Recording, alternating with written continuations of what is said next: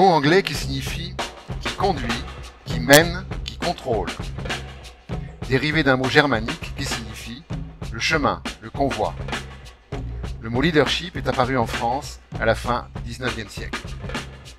Le mot est utilisé dans le monde de l'entreprise, dans le monde économique, sportif, militaire, politique, etc. Ce qui caractérise ces mondes, c'est qu'ils se construisent sur et par la compétition. Autrement dit, pas de compétition, pas de leadership. On observe les comportements originaux du leadership dans tous les groupes animaux organisés à partir d'un mâle dominant. Le leadership dessine les hiérarchies de pouvoir. Le leader est celui qui conduit, mène et contrôle les individus. Et cela n'est possible que s'ils y consentent. Un leader peut naître des circonstances et prend à un moment donné de l'histoire l'ascendant sur des groupes ou des peuples. Le leadership est une figure du commandement à laquelle s'ajoute une fonction d'entraînement de meneur.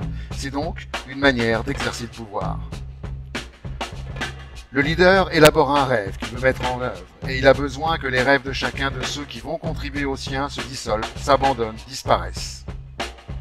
L'aspiration du leader se substitue aux aspirations de chacun.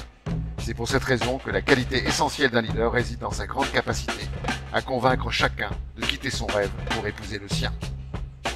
Avons-nous besoin d'un leader? L'histoire est en partie écrite par des leaders, ce qui pourrait nous amener à conclure que l'humanité en a besoin. Mais c'est une vieille habitude que nous avons de confier nos aspirations à la femme ou à l'homme providentiel. Le besoin de leader trouve sa source dans cette démission, dans notre démission.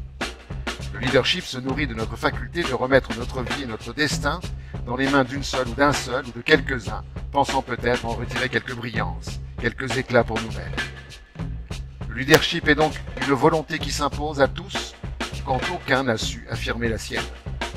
Si le leadership sait conduire, mener, comment se peut-il que nous refusions de conduire, de mener notre vie, en être le leader, préférant déléguer notre pouvoir à un autre?